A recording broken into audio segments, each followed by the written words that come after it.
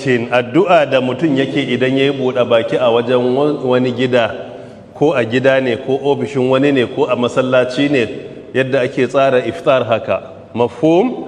Tayyib, sai mutum ya ce aftara inda kuma sa'imun wa akala ta'amakumul abrar wa sallat alaikumul mala'ika.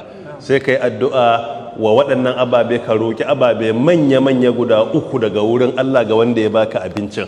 Wannan hadisi asali hadisi ne na Anas bin Malik radiyallahu anhu, iya wurin Imamu Abu Dawud da rahmatullahi alai, zai zama hadisi na 3854 cewa idza aftara khudh min amwalihim sadaqatan tutahhiruhum wa tuzakkihim biha wa salli alaihim inna salataka sakanun lahum. Kaga wannan misali ne zai zama cikin suratul tauba ko aya ta 103 kenan zai zama.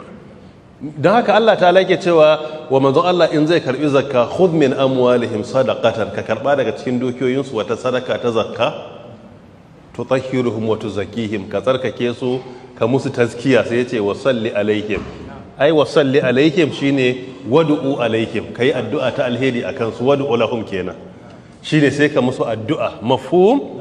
Tayyib, don haka abinda wannan ke nufi shine falyusalli, jumhur suka ce shine sai kai addu'a, amma ka tayi Allahumma at'im man at'amani wasqi man sagani, in kai wannan addu'a yayi.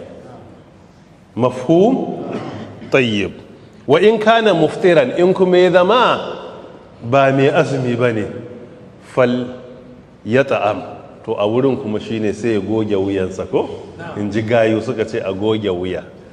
A wurin sai ya ci abinci ya ƙoshi, kuma ba bati ba ne ba, bai zama man taraka bati suddan ba ko. Wannan mun yi ta karanta wannan a tsangaya, ko ka ƙoshi sai a ce sai ka ci abinci, wai man taraka bati suddan fa huwa jahilun aw majnunun.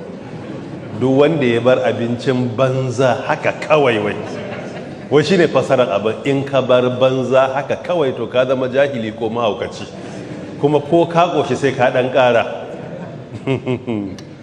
Allah ka rufa mana asiri. A ka'idar sunna in za a ci abinci ana raba ciki gida uku ne, kashi ɗaya cikin uku na abinci, ɗaya cikin uku na ruwa, ɗaya cikin uku na numfashi. Kar ka bari ka ƙoshi ya zama numfashi ma da ƙyar kake yi, wannan ba ƙoshin mutumin ƙwarai ba ne. A rika ɗan sararawa, duk da yanzu an shiga cikin halin yunwa, wani ya kwana bai ci ba, to kaga maybe in kaga yana wuce gona da iri sai ka kawar da kanka insha Allah. Allah ta'ala shi samu wanye lafiya.